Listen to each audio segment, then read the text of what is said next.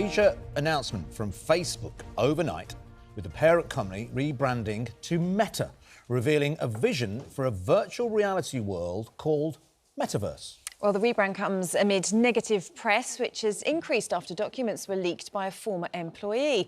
Facebook's Nicola Mendelsohn, who's Vice President of Meta's Global Business Group, joins us now. Good morning to you. Thanks for joining us this morning. Morning, it's great to be here. What's behind the change of the name then? Because there are these suggestions that it's a way of trying to move on from the criticism to be able to start again with a clean slate. Well, the name Meta actually captures where our company's going and the future that we want to help to build. It's absolutely not about turning away from our past. And actually, our mission hasn't changed, because Meta's focus will be about helping to continue, yes, to build the metaverse and a place to have people connect, find communities, and also grow businesses as well. And it really solves for the confusion that's caused by the fact that we had a company sharing the same name as our biggest app, Facebook. And Facebook started as a single app about almost 20 years ago. But now our company is more than just one brand or product. So Meta is a way of bringing together all our apps, all our technologies under one new company brand.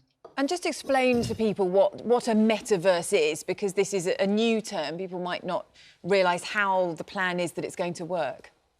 Yeah, so if you take a step back, about every 15 years or so, we get a new evolution of a computing platform. And if you think about where Facebook started, we mostly typed text, and then we got phones with cameras, and the internet became much more visual, much more mobile. And then we got better connection speeds and things got faster. And we went from desktop to web to mobile. And what we think is that over the next 10 to 15 years, the metaverse will be the next big step. And it will really let us feel like we're all sharing a space together. And so rather than looking flat at something, it's almost like you're inside it rather than just looking at it. And it'll be something where you'll be able to hang out, you can play games with friends, you'll be able to work, create. You'll be able to do everything that you do on the internet today, but also some things that might not make sense on the internet at the moment, like teleporting as a hologram to the office, or being able to go to a live concert and hologramming in. So there's a lot of exciting things. And I know it can sound a little bit like science fiction.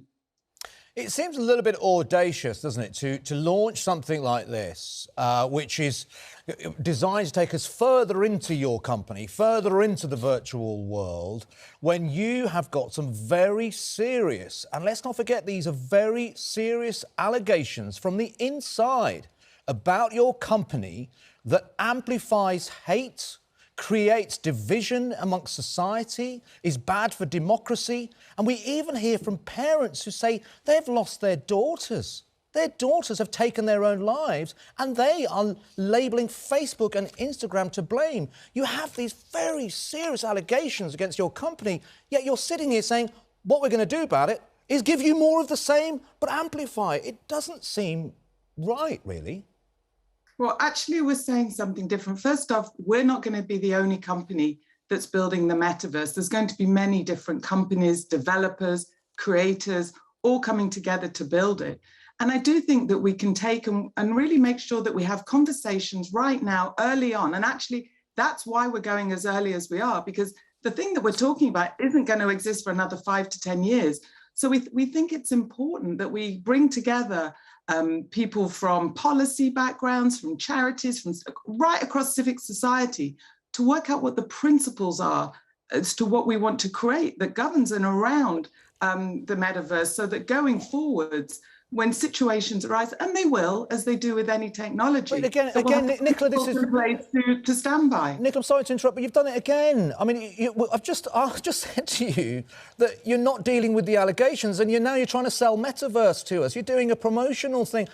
I don't think a lot of people are going to be interested. What they want you to be telling us is that what are you going to do right here and right now to keep Facebook and Instagram safe again for our children, and to stop the hate and the division that it causes. Now, this has been talked about. Can you please deal with those points first? Yes, of course, but you did ask me 2 questions, so that's why I answered the first bit first about the metaverse. But I'm very happy to talk about some of the recent allegations. And I want to be really clear here. I really don't recognize the company that has been talked about in the press recently, that it's been talked about. And let me tell you why. We have made very substantial investments. We will spend $5 billion this year on safety and on privacy. And we now have, we share very publicly about the progress that we're making on things like, if I take hate speech. And sometimes you can look at what is being said and think, oh my goodness, if I were to go on one of our apps, it would be awash with hatred. That's not the fact. Say to people that are going onto our platforms, why are they going on? They're going on because they're connecting with their friends and their families. And if we take hate speech and we look at the prevalence, i.e. how much things that people actually see, we know that now today, perhaps for every 10,000 posts that are out there might be 5 instances of hate speech. Now, we still think that's 5 too much. And that's why, as I said, we're spending $5 billion this year.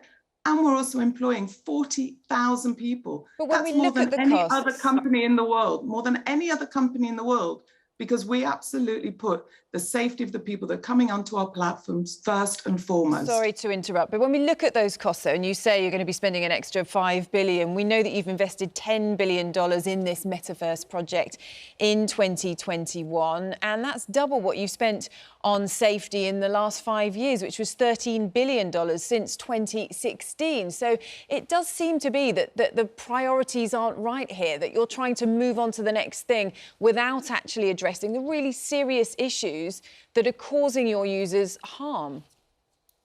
I think it's somewhere that there's a notion that we would put profits over safety. That's absolutely not the case. The most important thing is that people want to come on our platforms because they're having a good experience. That's what we want to optimize for. And again, people come on because it's to connect with their friends and their family. They don't come on because they want to see something like hate speech. So that's why through the investments that we're making in artificial intelligence and deep machine learning and people, that we're making sure that we are keeping people safe on our platforms and that people are enjoying the times that they're spending on it. Now, look, no one's denying that a lot of people will go onto Facebook, and I suppose most people probably go onto Facebook, you're right, to connect with friends, but it's what happens when you get onto Facebook. Now, some of the allegations are, let's break this down, and I think everybody at home will recognise this. We've all wondered sometimes, going, my God, how did Facebook just do that? How did it bring up that advert? How did it get me to that post? We've all thought that. Now, some of the accusations are, and this is accusing your own research, now you tell us whether this is true, that if we go on to go and search for, say, healthy recipes, in time, we will be led to anorexia-based pages and sites. Is that true, or is that not? Is that absolutely impossible on Facebook, or is that even a possibility, no matter how minor? So I'm not going to give you absolutes, but I can say to you that if you're going on why there, can't you give us absolutes? But Nicola, this is the problem. You are the vice president of Facebook. It is one of the most powerful, if not the most powerful organisation in the world. 3.5 billion customers. You can't tell us absolutely that our children aren't going to go and look for a healthy salad recipe but could be taken to an anorexia website? That is the problem. If you can't tell us absolutely that is not possible or possible on your website, we have a problem. What I can tell you is we have absolutely zero tolerance for anything on our platforms that could cause harm for people. And the sorts of things that you're talking about there when it comes to things about anorexia or eating disorders, we actually work with experts all over the world and here in the UK with the National Eating Disorders Association to really understand from them how we can help people that are in the situation where they're crying out for help. And there is a number of different areas in which we work to make sure that we can help people safe. And to the question that you asked around, why would people be seeing a different advert? We actually have something that people can click onto. It's called Why Am I Seeing This Ad? Which basically sets out to explain why this is an important thing for people. But do you see the problem, though, why it is a problem? Yes, I know you can speak to the experts, you can have certain contingencies in play, but do you see the problem? Even if one person, let's look at the situation of Molly Russell. Molly Russell lost to life when she was 14 years old. Her father later found a notebook where she attributed Instagram and some thoughts and notes and posts that she'd found on Instagram that got into that dark place. Do you accept that despite the contingencies you think you're making, that there is still a possibility that this can ruin lives and, at its worst, in Molly's sad case, cause tragedies?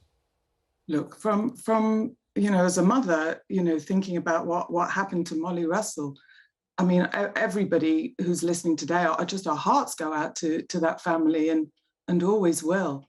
But when it comes to our platforms, what we do, we design with the safety of the youngest people who use our platforms, who use our services. And again, we work with experts to make sure that we inform the features. And you might not know that, we've developed new features like Take a Break. Now, Take a Break is encouraging people, young people, anybody actually, to limit the amount of time that they spend on our apps. We don't allow advertisers to use personal data of people under the age of 18 for targeted ads. And so we also limit the amount of advertising that goes to young people, but we also make sure that we continue to research and, really understanding these very complicated issues to make sure that if people are struggling with different issues, actually some of the research that we've done, the vast majority of research that we've done, and I want to reassure especially parents here, young people, teens are telling us that spending time on Instagram actually makes them feel better when they're experiencing difficult times. And that's a really important framing of the conversation that I think we should give more airtime to, because young people actually get help when they're struggling with issues on our platforms. Something that is coming up down the pipeline is the online safety bill. And we know if this bill passes, Ofcom's going to have the power to fine tech companies £18 million or 10% of their annual revenue, whichever's higher, if they fail to remove harmful or illegal content, as well as block sites and services. So do you welcome this as a way to make the internet safer, to have that oversight that will mean that, action is taken to protect consumers? Yes, so we've been calling for regulation for a long time. We don't think it's right that a company, a single company, has to make the decisions in this area. That doesn't mean it stopped us getting ahead and making sure that, we're investing, as I've already said, in really important areas. But, and we've actually been working very closely with the government on the developments of the online safety bill. So we're looking forward to seeing what they are. And of course, when it comes, of course, we'll work to abide by the law. So actually, you're suggesting then that it's government's role to say to you what should be done, rather than you taking responsibility for looking after people? No, that's not what I said at all. I said in the absence of having rules, and by the way, there are a lot of regulations already around safety and around the internet as well. What I was saying is that when the government does come up with the rules, which they do for every aspect of society, and I think people would expect that, then of course, A, we want to work with them on thoughtful legislation, but B, then of course we will abide by the rules. Of course we will. If I was going to Facebook after the show today, would I find extremism content on Facebook, whether it be anti-Semitism, whether it be Islamophobia, whether it be misogyny, whether it be even anti-vaxxers, which are causing so much havoc to people's lives right now? If we were going to Facebook right now, would we find any of that content? You would find, if you come onto Facebook, depending on what you're interested in looking in, the things that matter to you and the things that. So if I'm interested in misogyny, if I'm interested in the hatred of Muslims and Jews, you're telling me I can go to Facebook and find it? Well, what I would say to you is that if there's anything on there that would in any way violate our community standards and the policies that we have, we would take it down. But why is it on? How does it get on there in the first place? Why is it on there? And maybe you're not taking it down quick enough, because it can only has to be on there for 1 hour, 10 minutes, and that can cause a tremendous amount of damage. Surely you understand that. In any other broadcasting company, here on this show, we wouldn't allow that. We would not allow someone to come and just give out hate to people. It's just simply not allowed at any radio station or TV station in the land. Why is it allowed on your platform, the biggest platform in the world? Well, I didn't say it was allowed. It absolutely isn't allowed. And that's why we're investing the money to get it off our platforms. And again, what you're seeing now, that we've actually come to hate speech, we've actually halved the amount of hate speech that people see on Facebook over the last 3 quarters of this year, which I think is a real good advancement. And that is done by the use of artificial intelligence. And we've got it to a point now that we can take away 97% of that before anybody's even seen it. At the point when it's being put on the platform, we can identify it, we can take it down and ensure that people don't see it.